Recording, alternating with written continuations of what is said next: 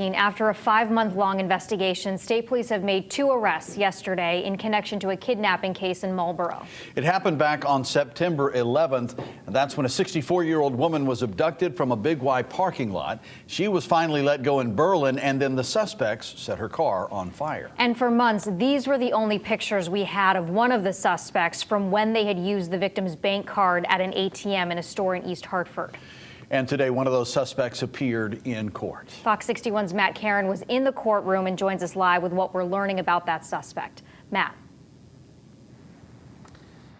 Yeah, so as you guys mentioned, there's 2 suspects in this case, but one of them is an unidentified juvenile. This brutal beating and abduction taking place here in the Big Y parking lot in Marlboro behind me back in September.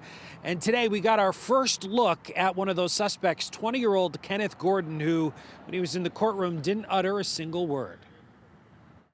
Obviously, these are significant charges.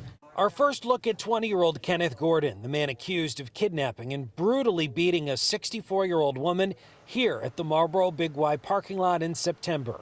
These arrests were made by warrant, are the culmination of a 5-month investigation. Gordon and an unidentified 16-year-old allegedly snuck up on the victim. They displayed a handgun, placed a bag over her head, and assaulted her by hitting her with an object in the face several times. They then drove to an East Hartford convenience store, caught on camera allegedly stealing money from the victim's ATM card. Then they drove to Berlin, threw the victim from the car before lighting it on fire. In court, we learn more about the victim's injuries. Broken right femur, head trauma with a laceration to the eyebrow, a puncture wound to the left forehead area, as well as an acute kidney injury. And we learned more about Gordon himself, a Hartford man, a lifelong Connecticut resident who has a lengthy criminal history unrelated to this case. Also on a GA-14, carrying a dangerous weapon, breach of peace, rioting second, assault third, and reckless endangerment first. The incident initially rattled the Marlboro community. Kind of scared, it's nothing like that, happens out here.